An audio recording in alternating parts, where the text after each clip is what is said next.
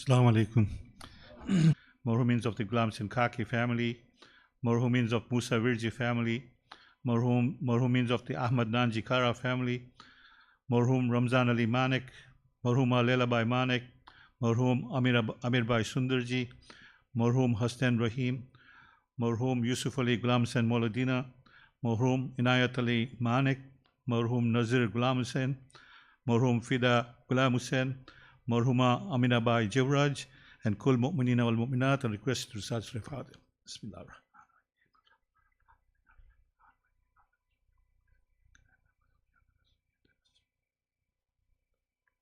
Bismillah.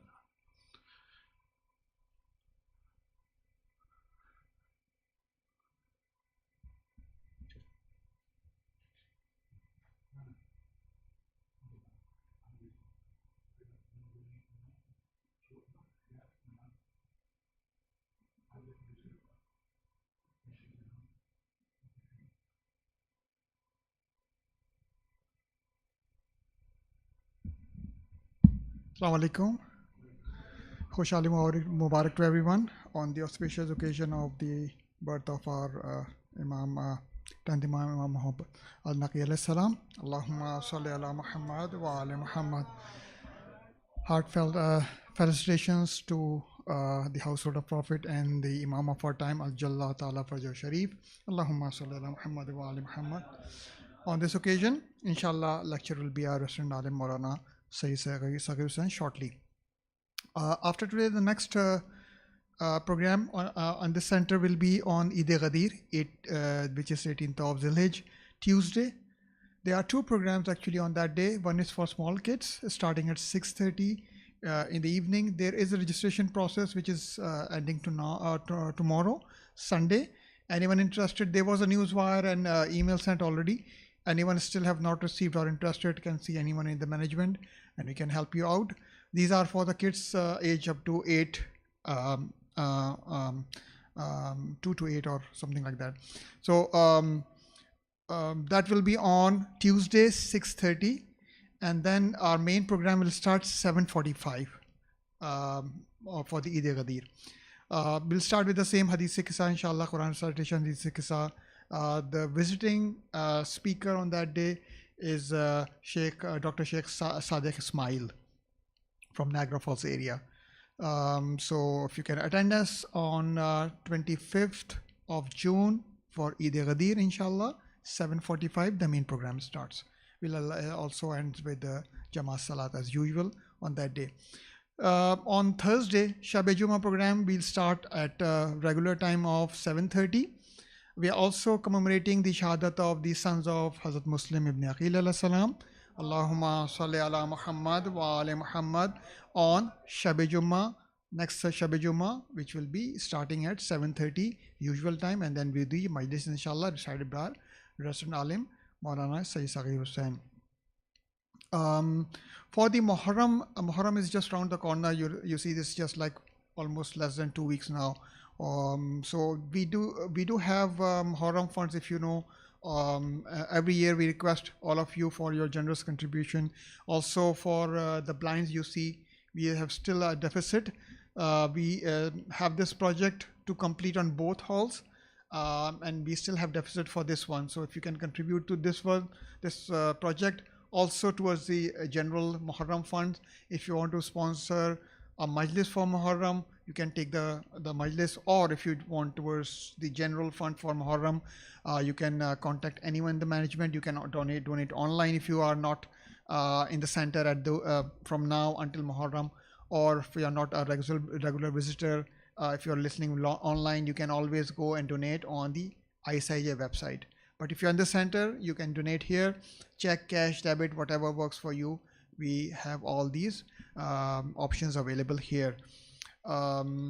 Inshallah, Muharram program will start from 6th of July.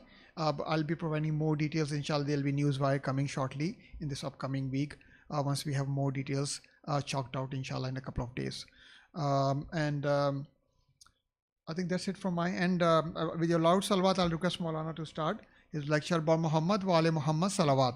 Allahumma salli ala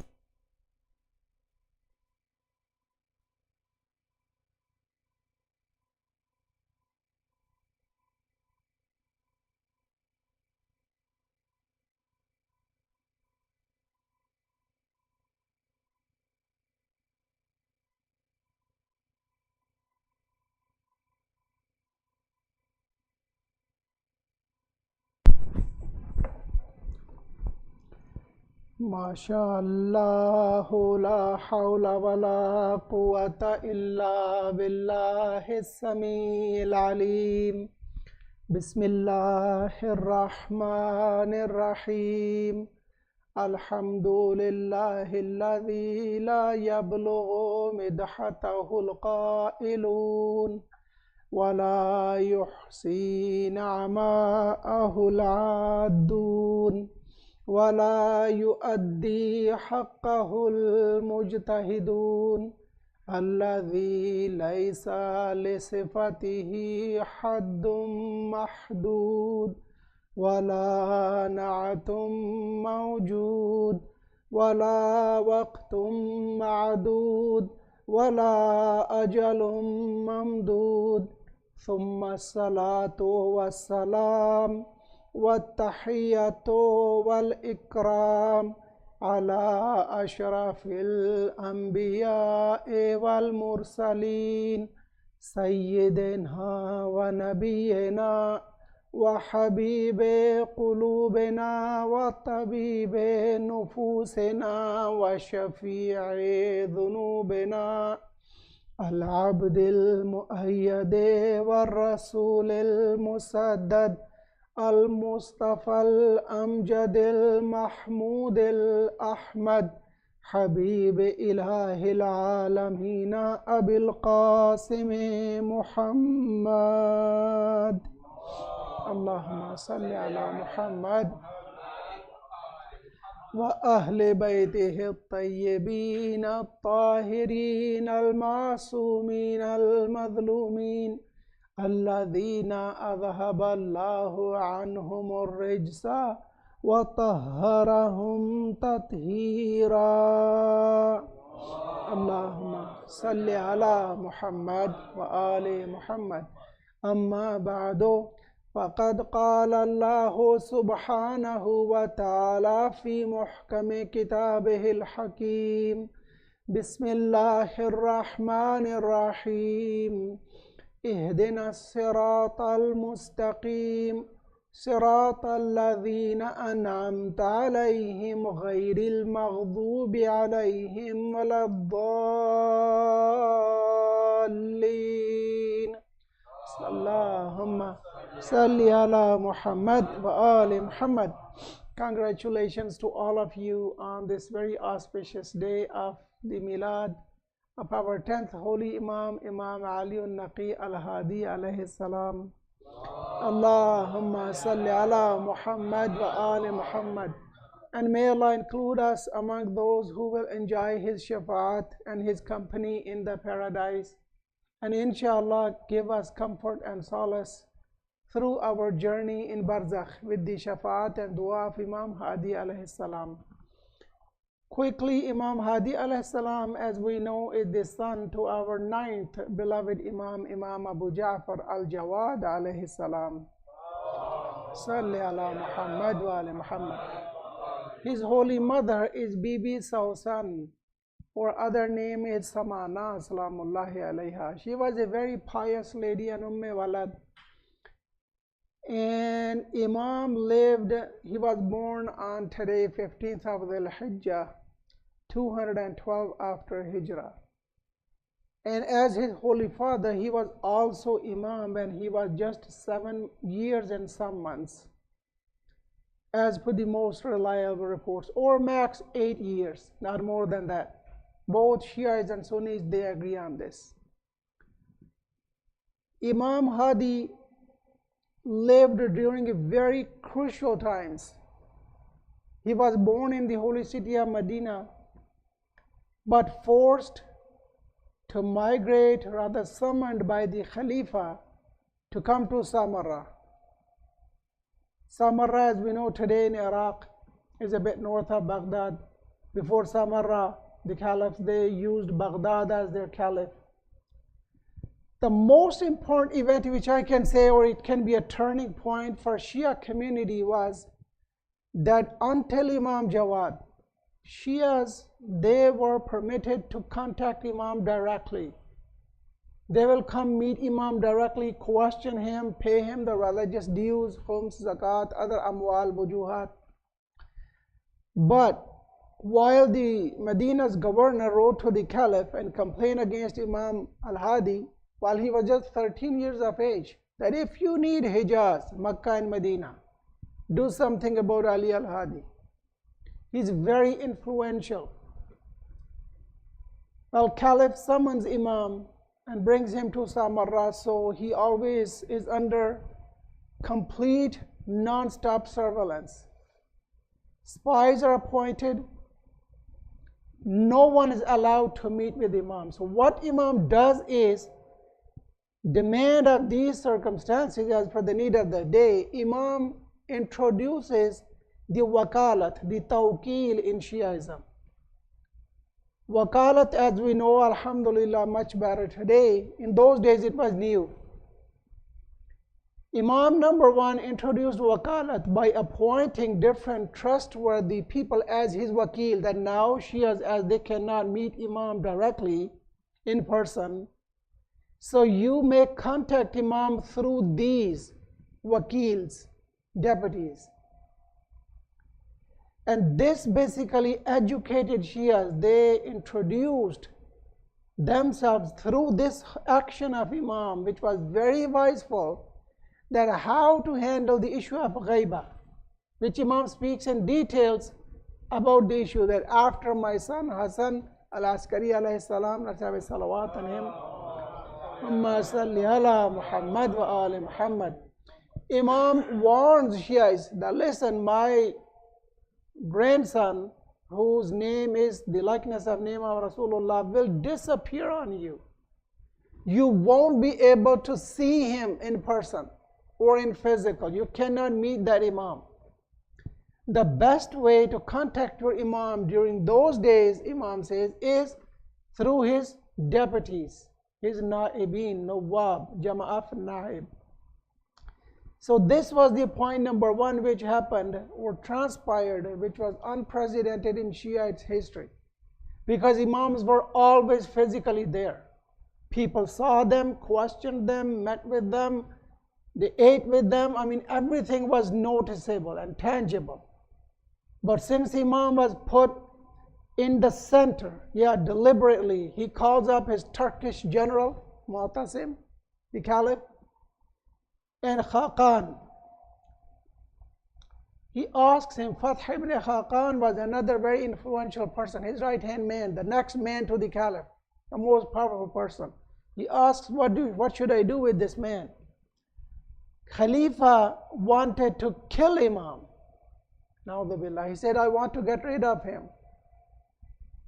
This is the Imam we normally don't. I myself, I apologize to Ahlul Bayt alayhimus salam. We have not paid their haqq of mawaddat. This is the Imam, the first Imam rather, who lived under extreme political pressure. Sometimes I have been failed to explain and demonstrate that Caliph said, let's kill him. Fath ibn Khaqan, who was a bit lean towards Imam Jawad alayhi salam, he had seen and met and commanded Imam. He says, no, this man has lots of fellowship, and this man is very popular among a majority, and he has not done anything wrong. And right now you cannot afford a revolt, an uprising, an armed uprising. So he said, so what do you suggest? He says, keep him somewhere you can watch him 24/7. So they came up with the idea to put Imam between, they had just newly built the place. Askar means a lashkar, in an army base. So he suggests put Imam in exact middle of there, where he's surrounded by the army. No one can go meet Imam. Imam was in house arrest, imprisoned there till the last day of his life.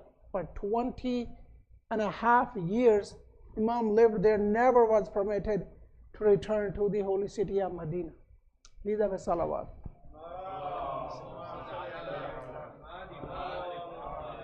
So this tells us a lot. And even before he was summoned towards Samarra in Medina, Imam was under complete surveillance. We have many reports One of them is by somebody named as Mushraf. He says, not Mushraf, Ibn Sharaf. Ibn Sharaf says that I was just walking along the street of Medina and I saw Imam al-Hadi passing by. I had a religious question. I approached Imam. I said, Assalamu alaikum wa rahmatullahi ibn Rasulullah. He looked at me and said, are you Ibn Sharaf? I said, yes, I am. He said, I have a question. Imam says to me, you are not allowed to ask a question here in public. Conditions don't permit that. So this tells us that Imam was even being watched and followed in the holy city of Medina. A notable point is Imam was just 13 years of age when he was summoned to Samarra. And Imam's holy father was martyred by Ma'mun, we know, when he was only 7 years of age. Mas'udi, a Sunni historian, 7.5 years of age. So in either case, Ibn Shahr Ashub, our Shiites side, he has the most authentic hadith. And Shaykh Mufid and others, we rely our historians more than others, though we respect others' opinions too. Please have a salawat. Allahumma salli ala Muhammad wa ali Muhammad. Imam has two beautiful titles, most famous ones, though he has many others. Number one is Al-Hadi. All we know that Al-Hadi is from Hidayah, the guide. And An-Naqi. An-Naqi is from An-Niqa, purity, the pure. The other translation of Niqa is the distinguished one. Somebody who is munfarid. He stands out among 200 people. You can't turn away your stare from him. That is the Niqa. And he was as such, as Fath ibn Khaqan explained. I remember I have reported you that hadith. Today I want to speak about the other aspect of the holy life of Imam and derive some lessons for ourselves. In brief, Imam, when it comes to Samarra, Imam is faced up with lots of challenges. Deliberately, Banu Abbas had produced thinkers, so-called thinkers, who were promoting extreme ideas about A'imma alayhimus salam and Rasulullah sallallahu alayhi wa sallam. Salli ala Muhammad. And Allah Jalla Shanu himself, na'udhu billah, as being a physical body, physical entity. Na'udhu billah, Rasulullah, he did offer salah, but now you don't need to offer salah, you don't need to fast. And na'udhu billah, there are people like Ali ibn Hasaka, Mal'un. Imam condemned him, detached himself from him, wrote letter to Shiites, I have nothing to do with him, I'm bari from him. He used to say, na'udhu billah, that even other maharim, they're allowed. Haram things which are impermissible, Allah for Islam. So these were just deliberately planned extremists who were like, basically they were not very intelligent. The hadith say, they were like fools in the court of the Khalifa. And they will simply support his wrongdoings, and they will simply, anybody who wants to argue will side with the Khalifa and say, oh yeah, what Khalifa is saying, that is right. We have hadith or we have so and so ayah.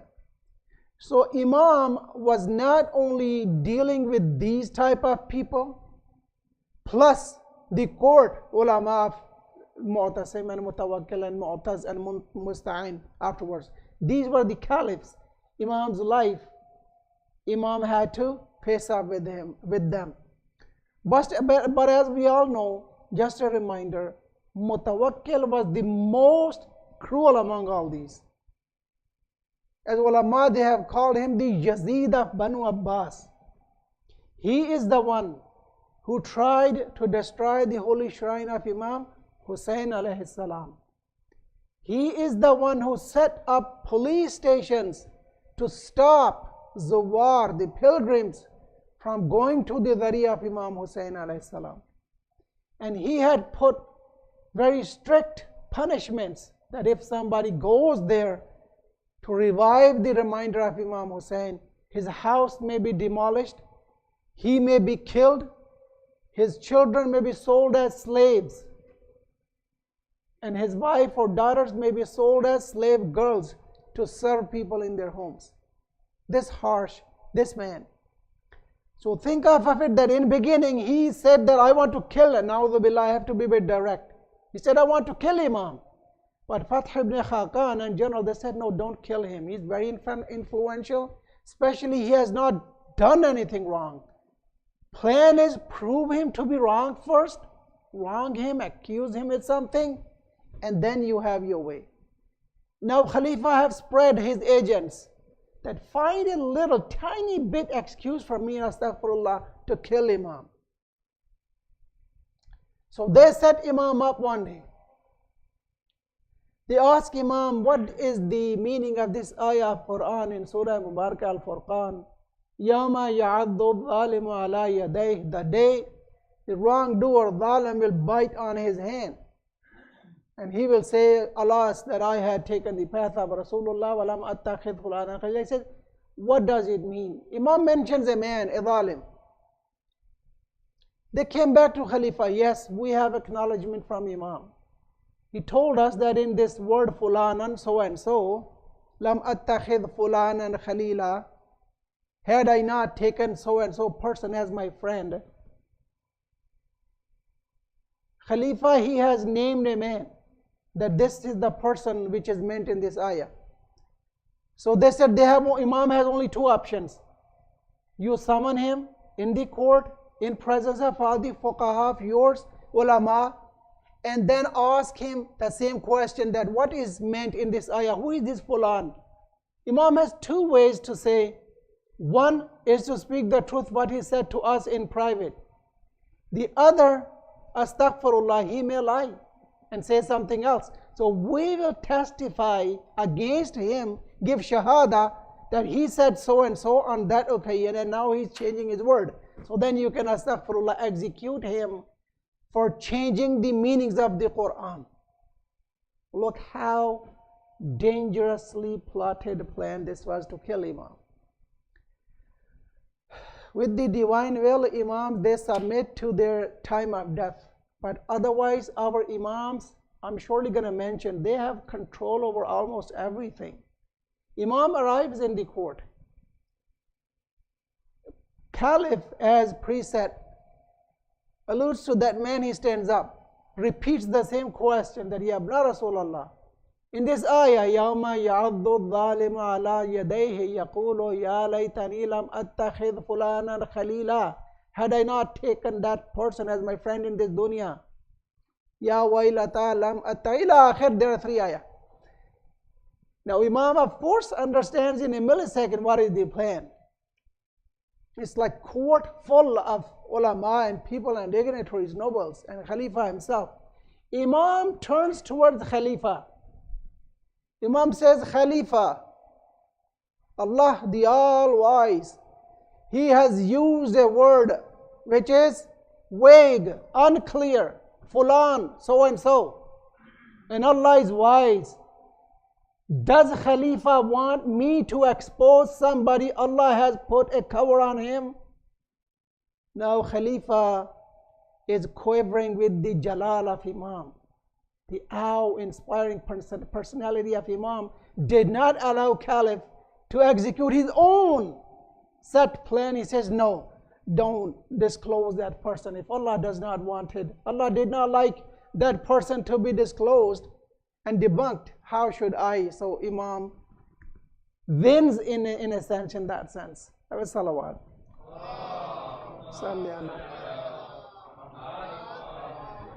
Another day, another plan, his Chief Justice Yahya ibn Aktham Mal'oon, may Allah curse this man, an open enemy to Ahlul Bayt. He openly challenged the Holy Father of our 10th Imam and was defeated many times. I don't know, they had no shame. These guys were shameless, and he was 80 years of age at that point. You were defeated multiple times and still you show the same thing.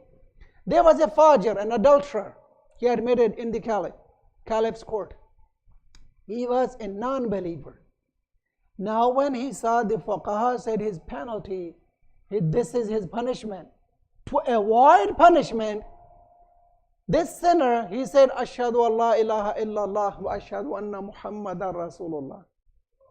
Allahumma salli ala Muhammad wa ala Muhammad. Yahya ibn Akthum, he says that Caliph, now you cannot punish him with his sin. And he had committed the sin with a Muslim woman. He was a non-Muslim. So that will be even harsher punishment. But this guy, to escape the punishment, he knew the law, he was living in a Muslim country. Aqsam says that he is absolved of his sin and his punishment. His Iman, well, Islam says if you convert to Islam, your previous sins are forgiven. So you have to let him be free. Khalifa is not very happy and impressed. He looks towards other fuqaha. He says, what do you say? He had different followers of schools there, like Shafi'i, Hanbali, Imam Ahmad ibn Hanbal, and Hanafis. He says, the other fuqaha say, Khalifa, you have to put 3 punishments on him. That was the maximum. He says, what is your daleel? What is your proof? They said, well, proof is simple that, he committed a sin, and we simply have, they did not give him any proof. They have to be, he has to be punished.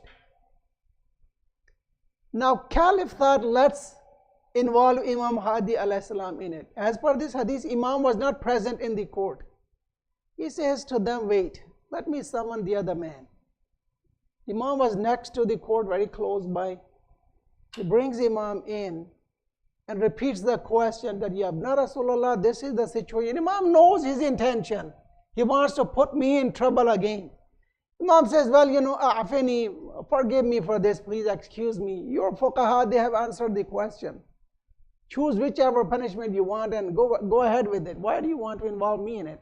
I don't need to give you my opinion. He insists. He said, no, uqsimuka billah, I give you swear by Allah Jalla Shanu. Please answer the question. Imam says, you must punish him as you have not let me go. Yahya ibn Aktham is the first one to object. He says, no. Caliph, don't listen to him. He has gone against Quran and Sunnah. This was the worst tool used by non-Shias or enemies of Shias to get them captured by the wrath of the Caliph. That against the Sunnah. Imam looks towards him. How is this against the Sunnah? What Sunnah have I disobeyed and violated by giving the fatwa that he is an adulterer, he committed the sin, he should be punished?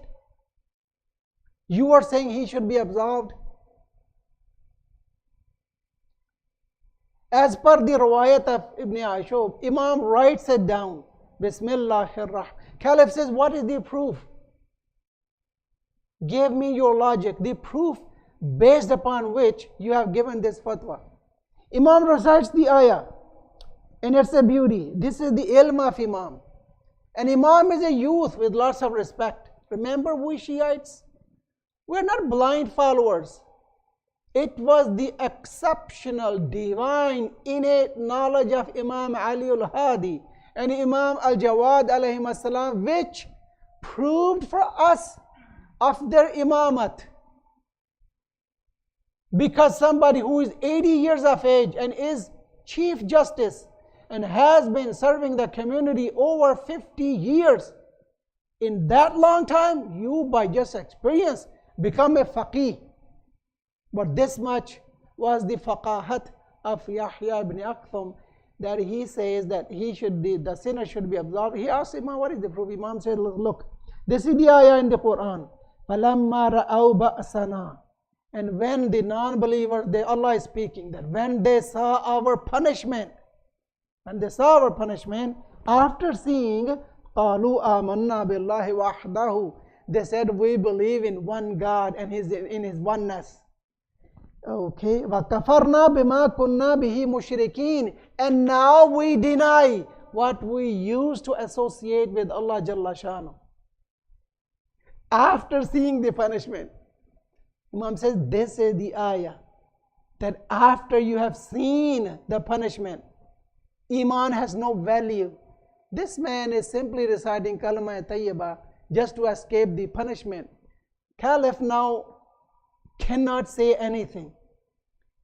And he's just coming a majboor, he's forced to accept the fatwa of Imam, because Yahya ibn Aktham could not bring any logic against this ayah of Quran Kareem. And he has also had to submit to the fatwa of Imam Hadi alayhi salam. Have a salawat. Allahumma salli ala Muhammad wa ali Muhammad wa ajil farajahum. Imam saved other Imams too. Imam Ali alayhi salam too. I remember 2 years ago or 1.5 years ago on his Shahadat Majlis, I spoke about defending Imam Hadi as it is the way. Even today, if somebody, astaghfirullah, relates something inappropriate or untrue to our ulama, it's our duty to defend our alim, especially when they are innocent, when they have not done anything wrong. So it's wajib on a masoom to defend the masoom. Imam has beautiful munadara about Tawheed of Allah. Inshallah, one day, that's a bit lengthy one. Allah allows and gives me Umar and Tawfiq, we will speak about that. But how Imam defends Imam Ali, Rasulullah and himself. One day, there's a lady known as Zainab. Afterwards, she got the title Zainabul Kadhaba, the liar Zainab.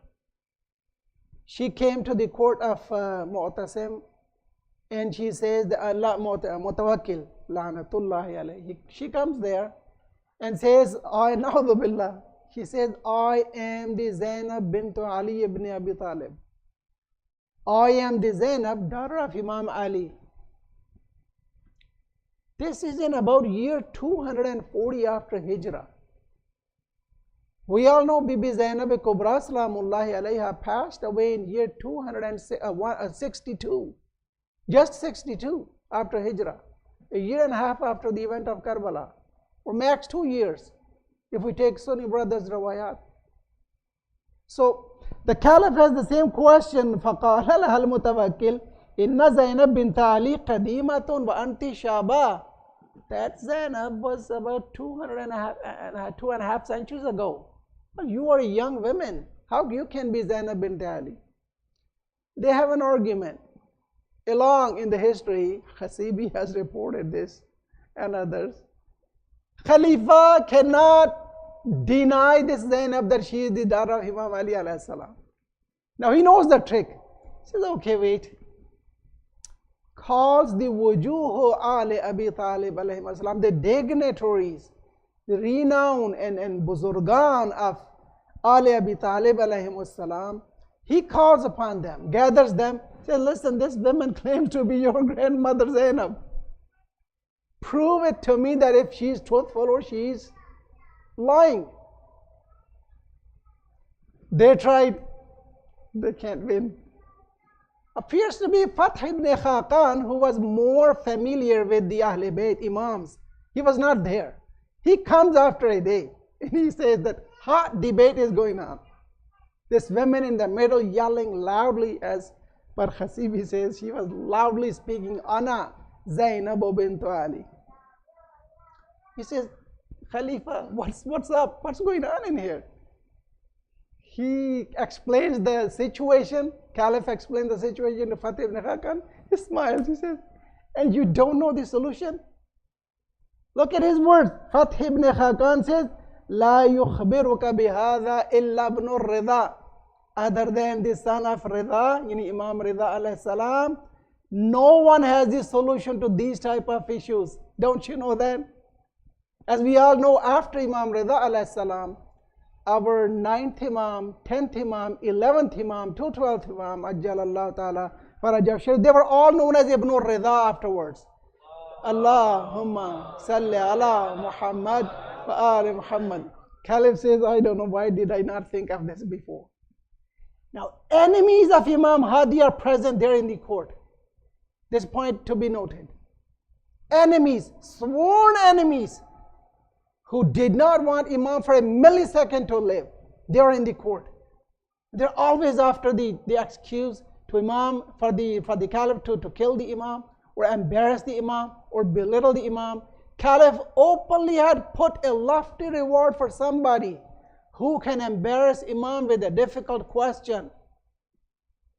This was the situation Imam Hadi lived with: perseverance, tolerance, patience, forbearance, and knowledgeably defending the holy religion of God and holy household of Rasulullah. This is the difficulty, the mihna of our 10th holy Imam. And the same was for the 11th holy Imam.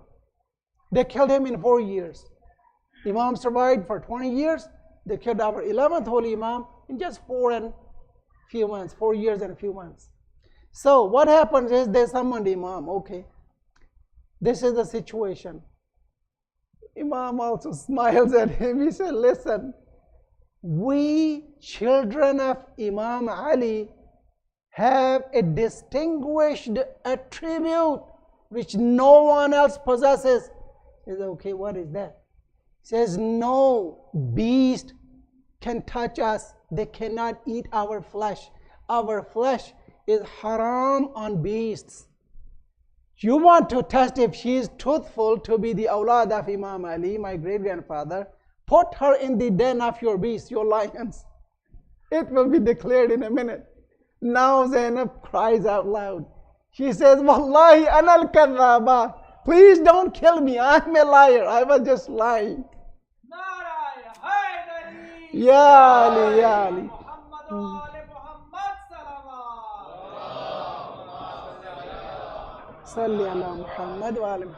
The enemies I mentioned was for this. There was a person who was defeated by 8th Imam, 9th Imam repeatedly, Ali ibn Jaham. He was sitting there. He says, Khalifa, now that this lady has admitted she is lying, why don't you test the Qa'il, the sayer of the same standard, Imam Hadi, with the attribute he said, that he is awlad Ali, and beasts, they don't touch them. Put him in the den of lions. And of course, you can smell it. He wanted that animosity of Imam Hadi alayhi salam. And he adds, gives an idea. Look at this mal'oon. He says, keep the beasts hungry for 3 days. Maybe they are, satiated, they're filled with food and they don't touch Imam. So he can survive. Let them be hungry for 3 days. They did the same thing. And they said to Imam, after 3 days, you are going to be here. Imam says, I will be here. No worries. Hadith says, Imam did not even look here and there. Came straight, and it was a lower level where the den was made in such a way so the Khalifa could see it from above. Imam enters in the den of hungry lions.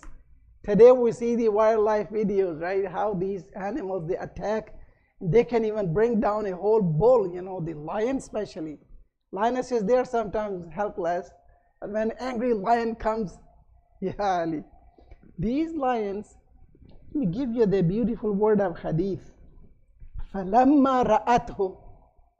These hungry lions, when they saw Imam al-Hadi alayhi salam, this is not only Shia hadith. Sunnis also have reported this. And on the members they report this even. That awlad Ali have this attribute. Ladat bihi, those lions started licking the feet of Imam al-Hadi alayhi salam, basat, and they started wagging their tails for the love and compassion towards Imam al-Hadi, to show respect. And Hadith says Imam did not even look towards them, walked there, stayed there, and then Imam came up and said to the Caliph, this is what my great-grandfather Imam Ali has in his blood. And anybody who carries that holy blood of Ali, these beasts, they don't touch it, rather they love and show humility to us. Have a salawat. Allahumma salli ala Muhammad wa ali Muhammad. अजीज़ों, जो मैं आज पैगाम लेकर आया था आपके लिए इमाम हादी अलैहिस्सलाम की मवद्दत और मोहब्बत की अम्ब्रेला में, جو آیت میں نے پڑھی ہے وہ اہدنا الصراط المستقیم. We all know the ayah. We always recite it every day. اے پروردگار ہمیں سیدھے رستے پر ثابت قدم رکھ. Keep us on the straight path. صراط الذین انعمت علیہم, path of those upon whom you have bestowed your favors. اپنی نعمتیں جن پہ تو نے نازل کی ہیں, وہ راستے والے ہمیں چاہیے. Look, this is a distinction. Invoker to Allah is saying, I want straight path, but not a vague path. No, I tell you, oh Allah, which path. Basically, Allah is guiding us and teaching us to ask me for which path. Path of those upon whom you have bestowed your favors. اس سے بڑی اور کیا fever ہوگی کہ خون علی مرتضی علیہ السلام و فاطمہ زہرا کا وہ احترام ہے کہ جنگلی جانور جو درندے ہیں جن کا کام ہے دوسرے حیوان کو چیر پھاڑ کے کھانا, جو درندے ہیں وہ علی مرتضی کی اولاد کی طرف میلی آنکھ سے نہیں دیکھ سکتے. تو کتنے درندہ صفت درندوں سے پستر اور بدتر یہ خلفاء اور دشمنان آل علی تھے کہ جنہوں نے آل رسول کے ساتھ یہ سارے ظلم روا رکھے. اگر کوئی آدمی اب بھی اس کی آنکھیں نہیں کھلتی تو انہی کے لیے ہے طبع اللہ علی قلوبہم, اللہ نے ان کے دلوں پر مہریں لگائی ہوئی ہیں. حق کو دیکھ بھی رہے ہیں, مانتے نہیں ہیں. حق کو سن بھی رہے ہیں, مانتے نہیں ہیں. یا علی ابن جہم, اس کے بعد بھی اس نے کئی مناظرے کیے ہیں. اتفاق کی بات ہے, استغفر اللہ, کبھی ایسا ہوا نہیں. لیکن میں بھی انسان ہوں, میں معصوم نہیں ہوں, میرے پاس ہر چیز کا علم نہیں ہے. میں کسی سے مناظرے میں ہار سکتا ہوں. مناظرہ یعنی argument, debate. I can lose, right? But I will be quite embarrassed to meet with that person again, especially to argue with him on another topic. یہ کیسے بے شرم لوگ تھے, ان کو شرم بھی نہیں آتی تھی کہ کئی مرتبہ مناظرے ہار کے پھر دوبارہ آ جاتے تھے ایکسکیوزز لے کر اماموں کے ساتھ مناظرے کرنے. ایک سلوات پڑھیے, میں آپ کو ایک حدیث دوں. اللہم صلی علی محمد وآل محمد وعجل فرجہم. یہ یحییٰ ابن اکثم جو ہے, یہ اور ایک ابن سکیت, وہ بڑا مشہور نحوی ہے. ابن سکیت خلیفہ کا بڑا منظور نظر تھا, یہ خلیفہ کے بچوں کا استاد بھی تھا. خلیفہ نے کہا ابن سکیت سے پلان کے تحت کہ امام ہادی سے ایسا مشکل سوال کرو کہ وہ اس کا جواب نہ دے سکے. سوال ایسا لے کر آنا, تم عالم ہو, ایسا سوال لے کر آنا کہ جس کا امام کے پاس جواب نہ ہو. اور یہ پاس میں دوسرے بھی بیٹھے ہیں سارے خلیفہ کے درباری علماء. تو ابن سکیت نے امام سے سوال کیا کہ ابن رسول اللہ, میرا سوال ہے. امام نے فرمایا پوچھو کیا سوال ہے. اس نے کہا کہ دیکھیے, اللہ نے مختلف انبیاء کو جب مبعوث فرمایا, تو حضرت موسیٰ کو جب بھیجا تو اللہ نے حضرت موسیٰ کو ید بیضاء عطا کیا کہ وہ جب ایسے اپنے گریبان میں ہاتھ ڈال کر باہر نکالتے تھے تو لائک این انوملیٹڈ ہائی وولٹیج لائٹ, وہ ہاتھ ان کا چمکتا تھا, ید بیضاء. اور اللہ نے ان کو عصا ایسا عطا کیا تھا کہ وہ عصا ہر چیز کا جس کا وہ قصد کرتے سے بن جاتا. مثلا سانپ کا قصد کرتے, ارادہ کرتے تھے, وہ سانپ بن جاتا تھا. پھر اس کو دم سے پکڑتے تھے, وہ عصا بن جاتا تھا. اور اللہ تعالیٰ نے جناب عیسیٰ علیہ السلام کو ایسا معجزہ دیا کہ جو دنیا کا کوئی بڑے سے بڑا ڈاکٹر نہیں کر سکتا. وہ مردے کو زندہ کر دیتے تھے, مردے کو کہتے تھے قم باذن اللہ, وہ اٹھ جاتا تھا. اور اللہ نے رسول خدا کو قرآن کریم کا معجزہ دیا اور تلوار کا معجزہ دیا.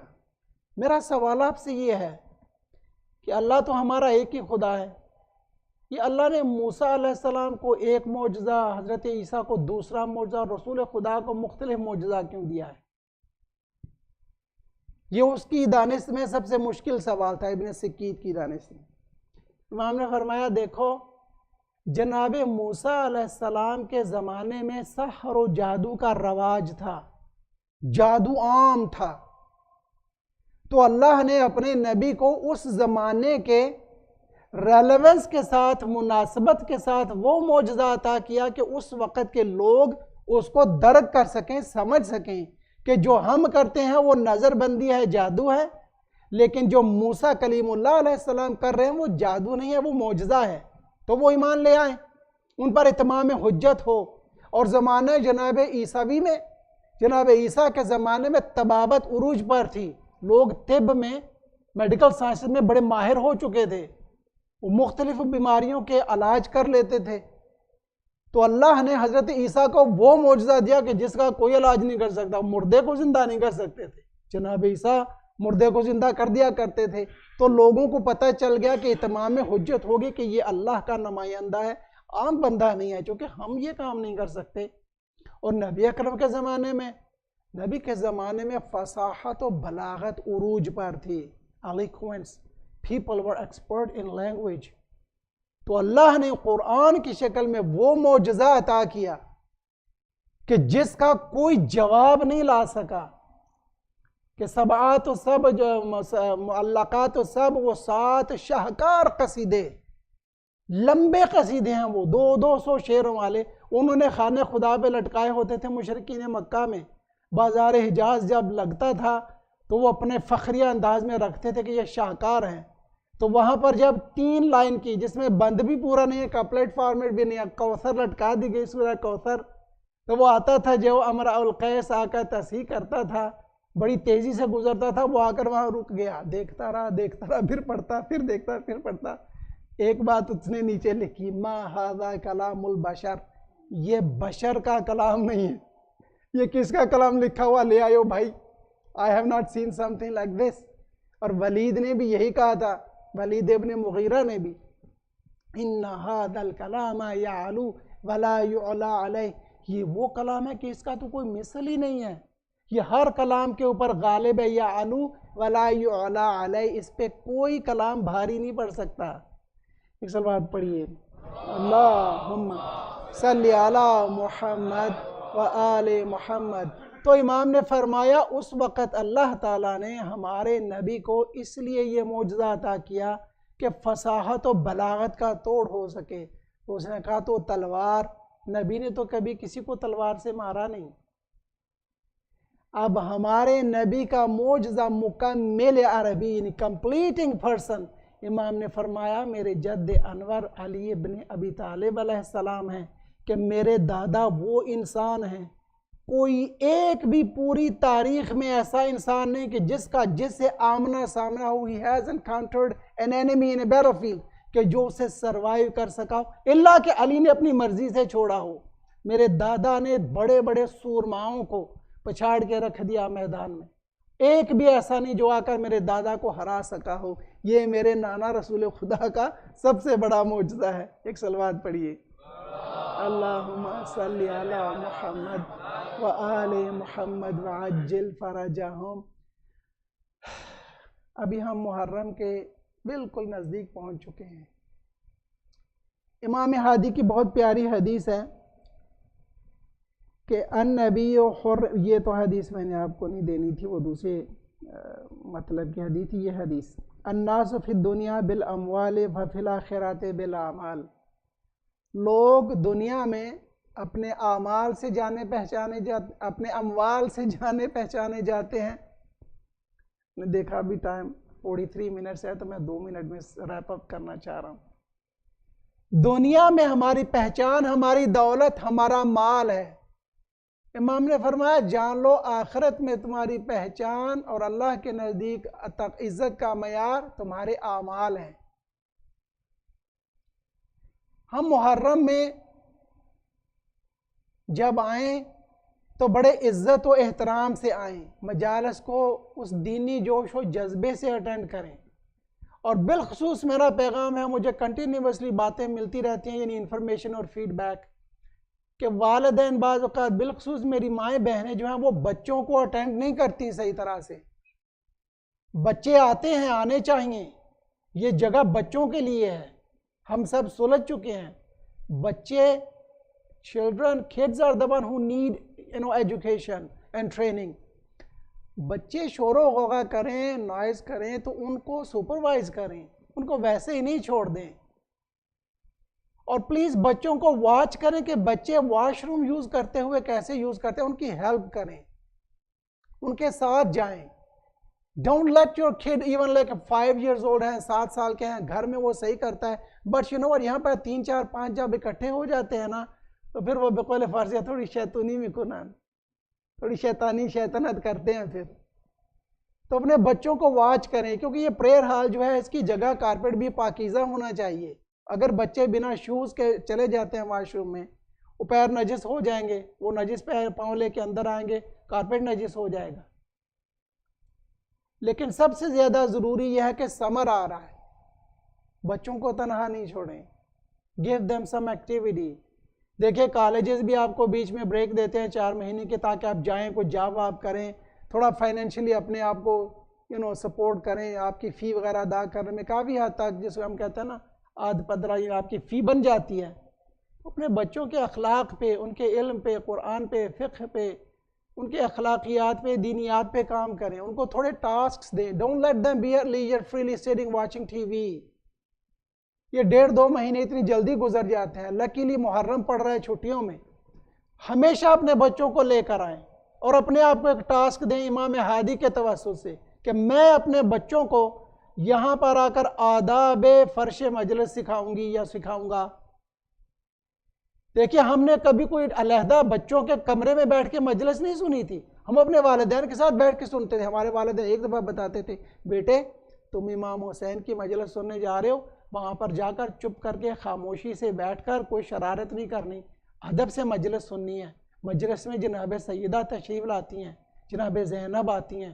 ابھی سسٹرز کی سائیڈ میں اگر آپ کے پاس, اللہ کرے کہ انشاءاللہ ایسا ہی ہے, بی بی زینب بیٹھی مجلس سن رہی ہیں, جناب سیدہ مجلس بیٹھی سن رہی ہیں, اور آپ کا بچہ جو ہے وہ بے ہنگم شور شرابہ کر رہا ہے, بھاگ رہا ہے. بچے بھاگتے ہیں, میں نہیں کہتا بچے بھاگتے ہیں, میں بھی ایک نانا بن چکا ہوں. بچوں کا بھاگنا is not an issue. Issue is کہ آپ بیٹھ کے باتیں کرتے رہیں, آپ بچوں کو اٹینڈ نہیں کریں, یہ ایشو ہے. یہاں پر اولاً آپ باتیں کرنے کے لیے نہیں آئے, ثانیاً جب آپ ایک بچے کو آپ ہینڈل نہیں کر رہے, پھر وہ دوسرے بچے بھی شرارتیں کرنا شروع ہو جاتے ہیں. تو اسے ذرا ماحول عزاداری یا ماحول مجلس ڈسٹرب ہوتا ہے. I hope کہ this will help. I do dua Allah for the sake of امام الہادی علیہ السلام. ہمیں آداب و سنن عزاداری کو احیاء کرنے اور اس پر عمل کرنے کی توفیق عطا فرما, اور اس سے بھی ضروری ہمیں اپنے بچوں میں یہ آداب انکلکیٹ کرنے میں کامیاب فرما. پروردگارہ ہمیں ہمارے والدین کو امام ہادی کی شفاعت نصیب فرما, اور جس طرح سے ہمارے مولا علیہ السلام نے اس اختناق شدید میں, اس پولیٹیکل پریشر میں سروائیو کیا, اپنے دین کو بچایا, ایمان کو بچایا, شیعیان کو بچایا. پروردگارہ ہمیں بھی آج کل کے اس bombardment of different platforms of social media, ہمیں اپنے آپ کو, ہمارے بچوں کو, ہمارے کمیونٹی ممبرز کو بچانے میں کامیاب فرما. اور سب سے ضروری ہے کہ ہمیں ہماری ایڈمن ٹیم, وہ لوگ والنٹیئر ہیں, ہمیں ان سے کوآپریٹ کرنے کی توفیق عطا فرما, اور انہوں نے جو یہاں پر چیزیں سیٹ کر رکھی ہیں, جو سسٹم سیٹ کر رکھا ہے, اس کو فالو کرنے کی توفیق عطا فرما. اللہم عاجل ولیک الفرج. Thank you so much and تقبل اللہ مع ذکر صلوات. اللہم صلی علی محمد و آل محمد.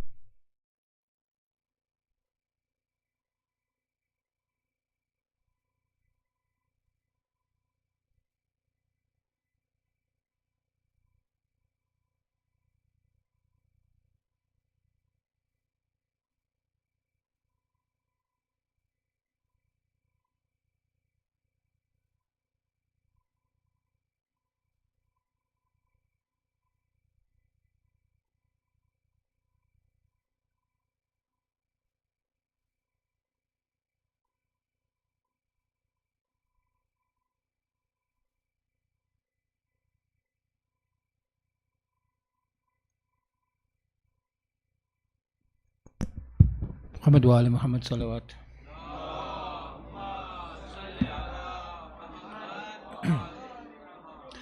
عزیزو ایک گزارش ہے, میں امام زمانہ کی مناجات پڑھتا ہوں, اس میں تھوڑا ساتھ دینا مجھے پلیز. محمد وآل محمد صلوات.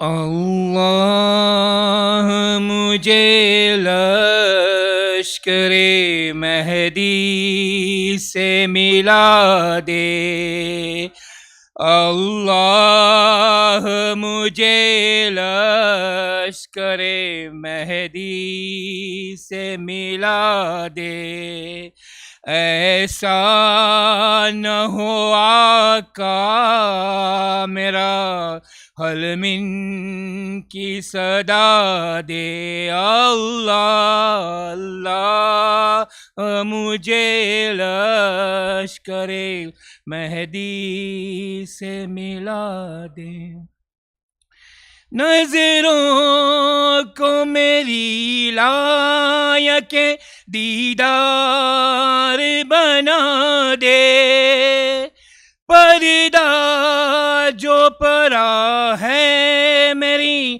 آنکھوں سے ہٹا دے، ہادی یہ زماں کا مجھے پر نور دکھا دے، اللہ اللہ مجھے لشکر مہدی سے ملا دے، اللہ اللہ مجھے لشکر مہدی سے ملا دے، ہر ایک نشان کفر و ضلالت کا مٹا دوں، ہر راہ میں ایک دیپ صداقت کا جلا دوں، اس خیر عمل کی مجھے توفیق خدا دے، اللہ اللہ مجھے لشکر مہدی سے ملا دے، اللہ اللہ مجھے لشکر مہدی سے ملا دے، لکھ دے میری تقدیر میں مولا کی غلامی، حاصل مجھے ہو جائے یہی جاز دوامی، ہر خواہش دنیا کو میرے دل سے مٹا دے، اللہ اللہ مجھے لشکر مہدی سے ملا دے، اللہ مجھے لشکر مہدی سے ملا دے، محمد وآل محمد صلوات۔